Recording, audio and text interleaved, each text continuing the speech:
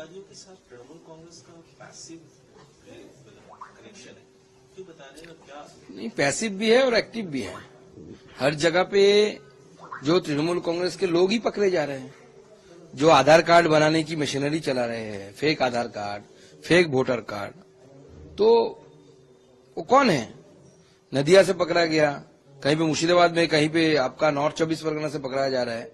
जो भी पकड़ा जा रहा है, इवन जो एज ए टेररिस्ट पकड़ा जा रहा है, उसके साथ तृणमूल के कोई ना कोई पंचायत मेंबर, कोई ना कोई जिला परिषद के मेंबर, किसी ना किसी का किसी तरीके का रिलेशनशिप भी है, मतलब दे आर रिलेटिव्स। तो ये पूरा दर्शाता है कि पश्चिम बंगाल में टैसिट अंडरस्टैंडिंग है, और इस टैसिट अंडरस्टैंडिंग के तहत ममता बनर्जी पूरी 5 साल इन लोगों को छूट दे देती है कि आप भारत के खिलाफ जो चाहिए करिए, और इलेक्शन के समय इनका काम होता है फतवा देकर तृणमूल के पक्ष में वोट कराना। यही काम है इन लोगों का। इसी तरह जो बांग्लादेश का इशू है, देखा जा रहा है कि वहाँ के कुछ लोग यहाँ आ रहे हैं, तो टीएमसी का कहना है कि ये पूरी जिम्मेदारी बीएसएफ की बनती है, बंगाल पुलिस का इससे कोई लेना देना नहीं है, त्रिपुरा और असम से भी वो अंदर आ गए। देखिए, पहली बात यह है कि त्रिपुरा और आसाम में पूरा बॉर्डर फेंसिंग हो चुका है लगभग।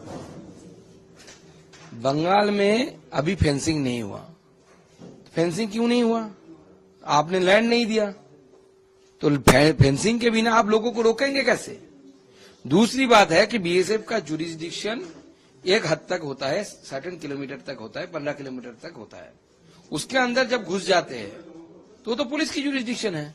तो पुलिस अगर है, पुलिस की जुरिस्डिक्शन है, तो पुलिस का काम क्या है? सिर्फ तृणमूल नेताओं की सिक्योरिटी देखना और बीजेपी नेताओं को केस देना, ये काम है क्या पुलिस का?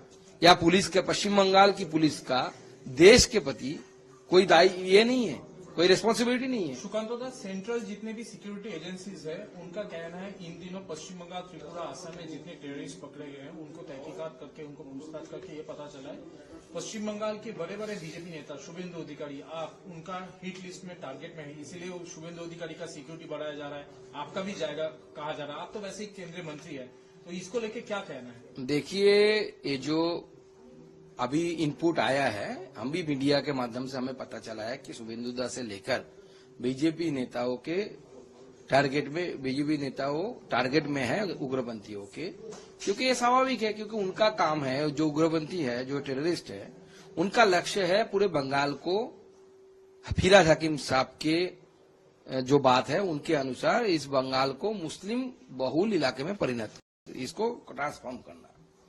तो उसमें बाधा कौन है? बाधा बीजेपी है, जो ये नहीं चाहती है कि हम चाहते हैं कि बंगाल जैसे बना है ऐसे ही रहे। बंगाल में हिंदू को बंगाल बनाया गया था उस समय, पाकिस्तान से छीन के लाके इसको डॉक्टर श्यामा प्रसाद मुखर्जी ने बनाया था as a homeland of Hindus, Bengali Hindus. हम चाहते कि वो रहे, तो स्वाभाविक है वो हिट लिस्ट में हम ही रहेंगे। तृणमूल के नेता तो उनको हेल्प कर रहे हैं। अगर तृणमूल हेल्प नहीं करता तो तृणमूल के नेता हिट लिस्ट में रहते ना, अभिषेक बनर्जी रहते, ममता बनर्जी रहते, तो उनको हिट लिस्ट में नहीं है, क्योंकि ममता बनर्जी जब तक सीएम बने रहेंगी तब तक इन टेररिस्ट के लिए बल्ले बल्ले है, वो अपने काम चलाते जाएंगे, ममता बनर्जी का प्रोत्साहन मिलता रहेगा उनको। यही इंटेल कह रहा है बांग्लादेश में बड़ा कंसाइनमेंट पहुंच चुका है, जिसमें 250 किलो आरडीएक्स है, 100 से ज्यादा AK-47 है। अलबखेरा बोल के एक जहाज में वो था जिसमें 7 नाविकों का खून भी हुआ है। वो पश्चिम बंगाल या तो त्रिपुरा के थ्रू हमारा देश में घुसाने की कोशिश किया गया था। तो क्या आपको लगता है कि पश्चिम बंगाल या तो त्रिपुरा के रूट एक जगह बन जा रहा है जहां देश में इतना बड़ा आतंकी हमला हो सकता है? या तो देखिए, त्रिपुरा में हमारी बीजेपी की राष्ट्रवादी सरकार है, और वहां पे doctor Manik Shah, professor doctor Manik Shah, वो हमारे चीफ मिनिस्टर है, और इस विषय में वो 100% प्रतिबद्ध है। लेकिन पश्चिम बंगाल में दुर्भाग्यवश ऐसा सरकार है जिनकी कार्रवाई से लगता है कि वो भारत का नहीं, भारत के किसी शत्रु एनिमी स्टेट का मुखिया है। और जिस तरीके से तृणमूल कांग्रेस के एक के बाद एक मुस्लिम नेता का बयान आ रहा है कि पश्चिम बंगाल को हमें 50% से ज्यादा मुस्लिम मेजोरिटी स्टेट बनाना है। कोई बोल रहा है कि पूरा कलकत्ता वाकफ की प्रॉपर्टी है, मतलब जब चाहे हम भगा दें। कोई बोल रहा है कि हम मुर्शिदाबाद में बाबरी मस्जिद बनाएंगे। तो इस तरीके की जो बातें आ रही है वो दर्शाता है कि पश्चिम बंगाल की तृणमूल कांग्रेस की सरकार और पार्टी डायरेक्टली या पैसिवली इन सब टेररिस्टों को हेल्प कर रही है, और वो उधर एक के बाद एक प्रूफ भी आ रहा है। बंगाली हिंदुओं को अब समझने के टाइम आ गया कि अगर वो लक्ष्मी भंडार या प्रधानमंत्री आवास योजना के तहत ममता बनर्जी ने जो बांग्लार बारी बोल के चलाया, जिसमें आवास दिया जाएगा, उसमें उसको लेने के चक्कर में अगर ममता बनर्जी को वोट करते हैं तो आगे वाले उसी दीदी की बाड़ी में ही उसकी बेटी के साथ रेप होगा, जो बांग्लादेश में हिंदू उसके साथ हो रहा है। कल भी बांग्लादेश में एक हिंदू महिलाओं के साथ सामूहिक बलात्कार हुआ और उसके बाद उनको जहर पिलाकर मार दिया गया।